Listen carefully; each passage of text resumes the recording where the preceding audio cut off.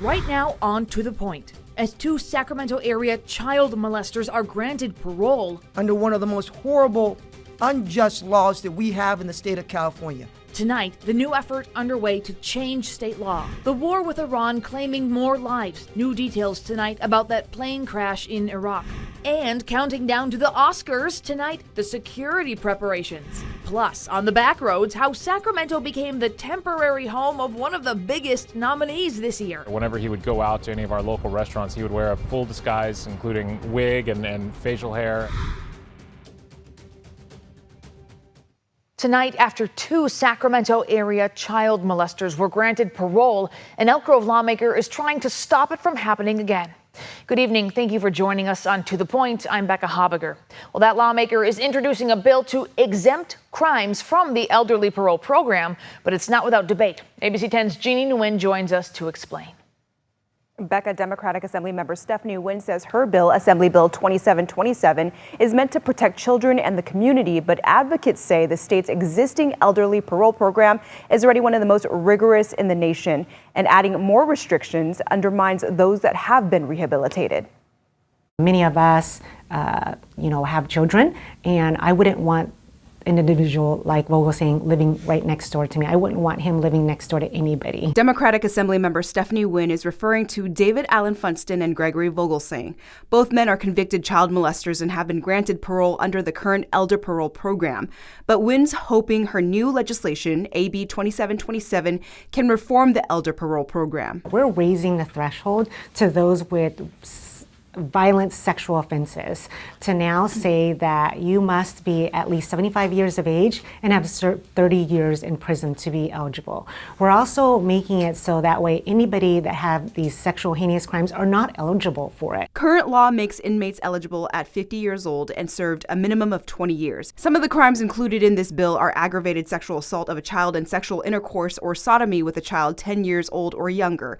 Sacramento County DA Tin Ho is a co-sponsor of this bill and criticized the current law during a press conference on Thursday. Under one of the most horrible, unjust laws that we have in the state of California, elder parole.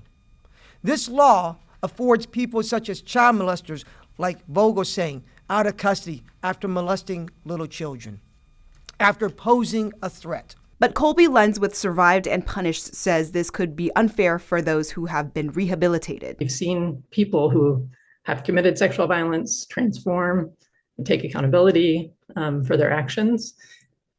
We don't see their release as a risk to community when they've gone through this really rigorous process. Lenz believes this bill is less about the public than it is about politics. It becomes more about scoring political points on the back of survivors than actually thinking about community safety and what we need and who's safe to come home.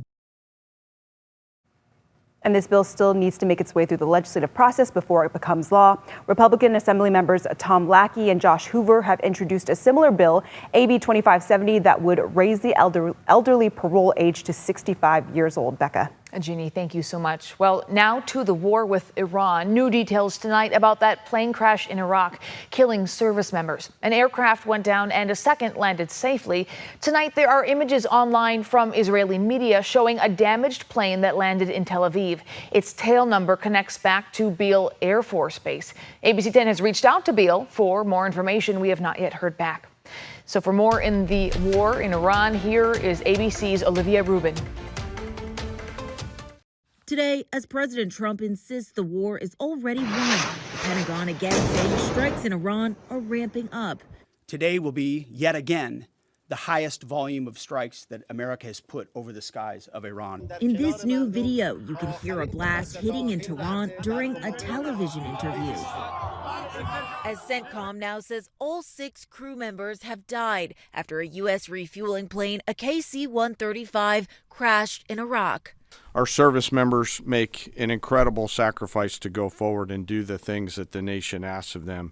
It's a reminder of the true cost of the dedication and commitment of the Joint Force.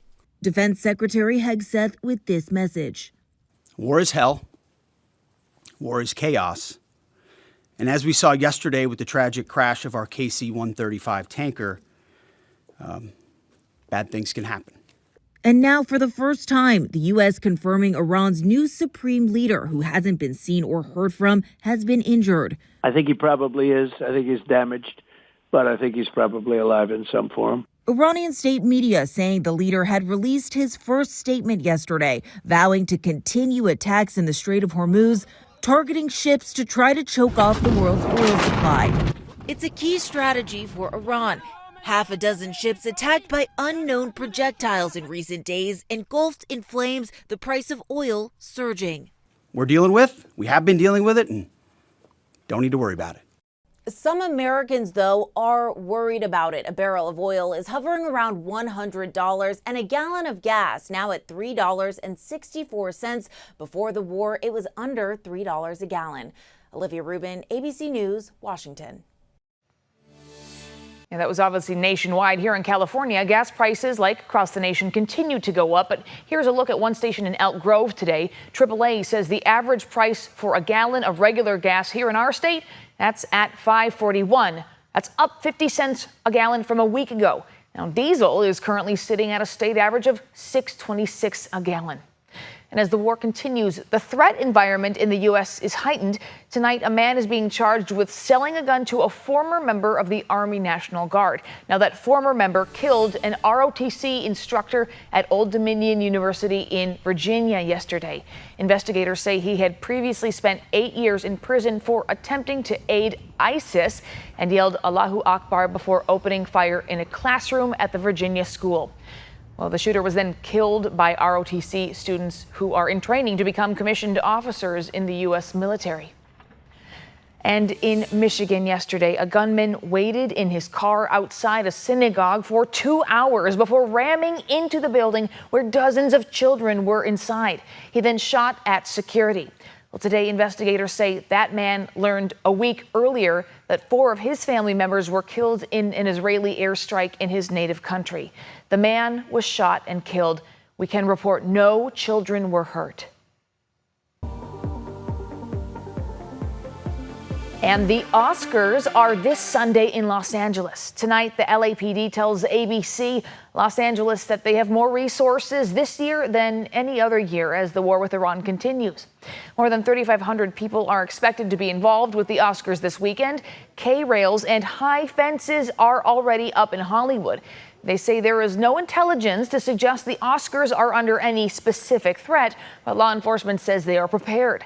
Our own Marcus Allen is on the red carpet this weekend. Check it out. The paint has not even dried. The plastic's still on the 900 feet of carpet at the 98th Annual Academy Awards. All weekend long, taking you behind the scenes, sitting down with Leo DiCaprio, catching up with Michael B. Jordan, Ryan Coogler, and the rest. The stars, the surprises, all weekend long. Don't move. Keep watching ABC 10. Back to you. All right, well, for more from Marcus Allen, you can check out his Take a Look Oscars special as he sits down with Hollywood stars. It is streaming right now on the ABC 10 app, and the Oscars begin at 4 p.m. on Sunday right here on ABC 10. Our red carpet coverage will begin at 2:30. Coming up, hundreds of Sacramento area teachers remain on strike. The updates tonight on where 2 districts' negotiations stand. And later, our coverage of the Oscars continues with Bartell's Backroads, where one battle after another was shot in the capital city. And temperatures are going to be warming up this weekend. Upper 70s to 80 tomorrow, but we're in the low to mid 80s on Sunday, and it only gets warmer from there. I've got to look at the forecast after the break. But first, in other headlines tonight, Amazon Fresh stores across the state are closing their doors for good tonight, including stores in Roseville, Elk Grove, and Citrus Heights. Amazon says some stores will be converted into Whole Foods locations. It's not clear what will happen to the others. Congresswoman Doris Matsui announced $2 million in federal funding today for Sacramento State's future downtown development called the Sacramento State Capitol Campus. Mark Zuckerberg's company Meta already provided $50 million for the project to turn state-owned buildings near the state capitol into a new campus with student housing, a hotel, and an arts venue. Flying taxis are getting closer to reality.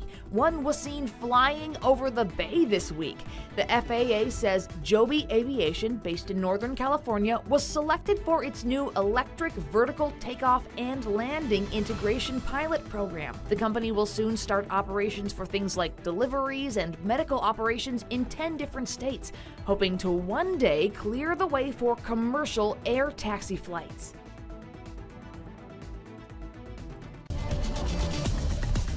Well, ABC 10 meteorologist Brendan Minchef joins us now. Brendan, a remarkably warm day, huh?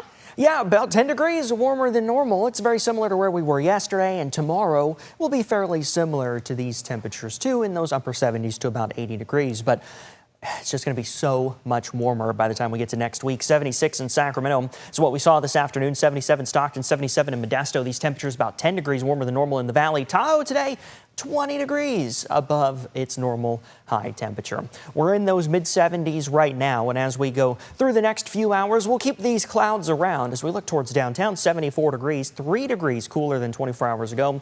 And again, those clouds stick with us through the evening, although the clouds do start to move out as we roll through Saturday morning. So a mild night, although I'll point out that normal low of 44 degrees.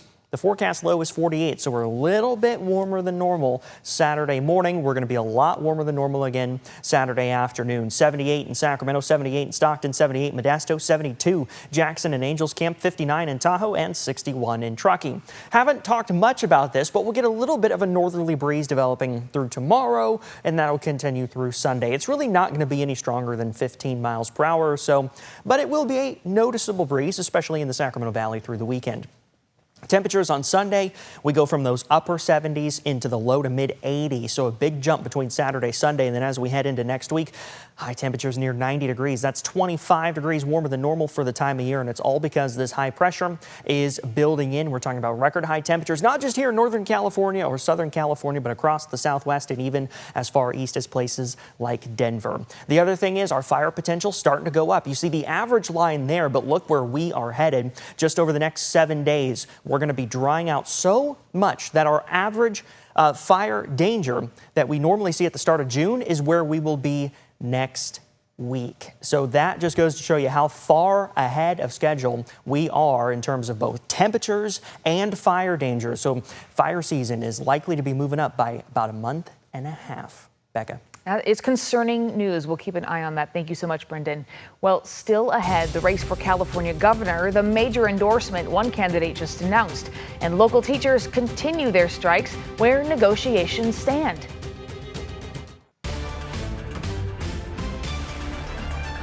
Tonight in Your Voice, Your Vote. We are less than 3 months away from the June primary with big state races in play. Tonight in the race for governor, Eric Swalwell is getting a major endorsement. Today, SEIU California, made up of 750,000 members, says it's endorsing the California congressman to fight for a fair economy and to protect communities from ICE and Border Patrol. The SEIU unions are made up of state workers, nurses, healthcare workers, janitors, school security officers, school employees, court workers, and more. Really runs the gamut there. And new polls released this week provide a snapshot of where the race stands. An Emerson College poll shows Democratic Congressman Eric Swalwell in the lead with 17% of likely voters. Republican and former Fox News host Steve Hilton follows with 13%, followed by Riverside County Sheriff Chad Bianco, a Republican, and billionaire Democrat Tom Steyer and former Congresswoman Katie Porter. But the largest group in the poll is still undecided, 25% of voters. Now, a second poll from UC Berkeley's Citron Center and Politico, different results. It shows Steve Hilton in the lead with 19%. He's followed by Tom Steyer, Katie Porter, Eric Swalwell, and Chad Bianco, all clustered fairly close together. Now, in that survey, 17% of voters say they're still undecided. And Democratic Congressman Adam Gray just announced he's running for re-election. The congressman who represents the Merced area won the seat in 2024 in the slimmest margin of any congressional race in the nation. Gray is running for the 13th congressional district again. He says he wants to continue looking for bipartisan solutions, working on health care and education, and finding solutions around water infrastructure in California. Now, here's what he said when asked about the current partial government shutdown. Have co-authored and co-sponsored dozens of Republican bills, have voted, was one of the 6 Democrats, I think, to reopen the government during the last government shutdown. So I'm a willing partner, but we got to sit down and talk through the solutions, and that has yet to occur. Among those challenging Gray this year is former Stockton Mayor Kevin Lincoln, who ran as a Republican against Josh Harder in 2024.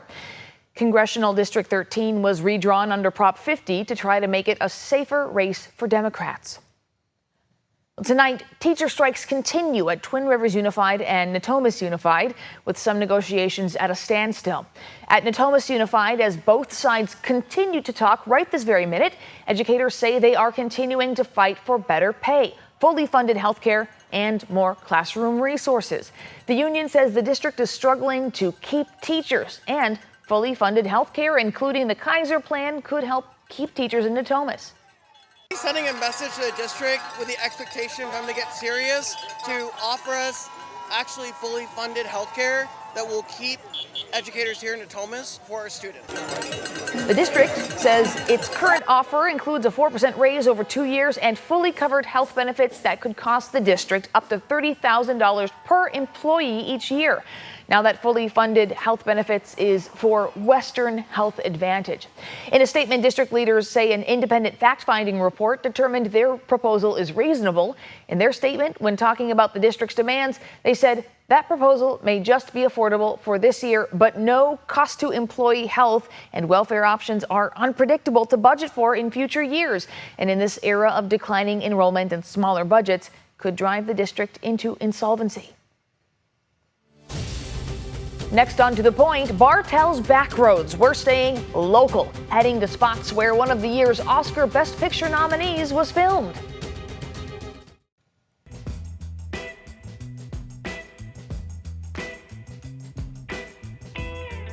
Well, as we mentioned earlier in the broadcast, Sacramento will be featured heavily in this year's Academy Awards. The capital city played a part in the Paul Thomas Anderson movie One Battle After Another. ABC 10's John Bartel takes us on the back roads of the film's locations.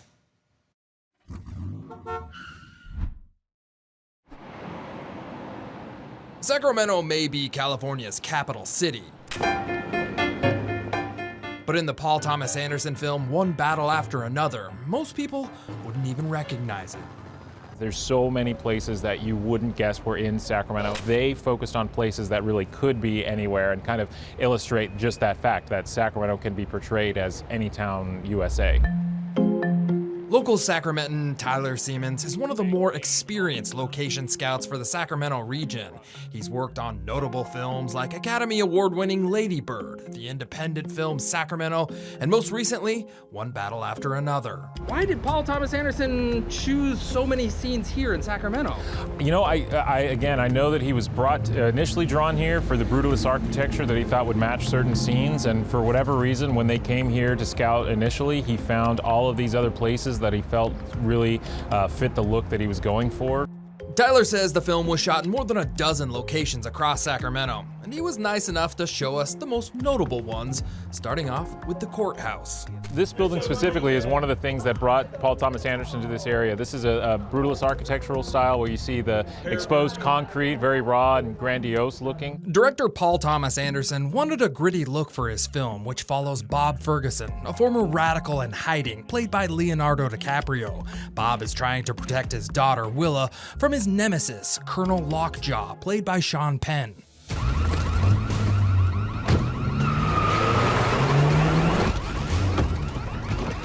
This area right here kicks off like the massive car chase that took place in Sacramento, where we had dozens and dozens of stunt drivers, crashes, there was a huge helicopter watching the whole thing.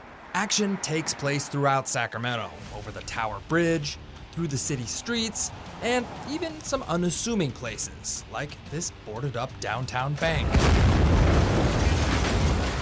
filled it with air cannons and a bunch of dust and stuff so that when the time came, it, boom, huge explosion, all the windows shattered out. Filming in Sacramento took several weeks, and Tyler says many of the actors, like Leonardo DiCaprio, spent their off time around the city, often incognito. Whenever he would go out to any of our local restaurants, he would wear a full disguise, including wig and facial hair and all that. So you might have seen Leo while you were out, but you probably didn't know it. From Sacramento, a film location for One Battle After Another and other films, I'm John Bartel. Hope to see you on the backroads. Streaming now on the ABC 10 streaming app is a special edition of Bartel's Backroads. John is taking everyone on a West Coast road trip to famous movie and television locations. You can watch the special on the home screen right now. Well, thanks so much for watching and inviting us into your home this Friday the 13th. If you have something you think we should be looking into, please reach out to the team. You can email tothepoint@abc10.com. You can always watch the stories featured on the show. Download our free ABC 10 streaming app to your TV. Have a great night and a safe weekend. Yay, thank you.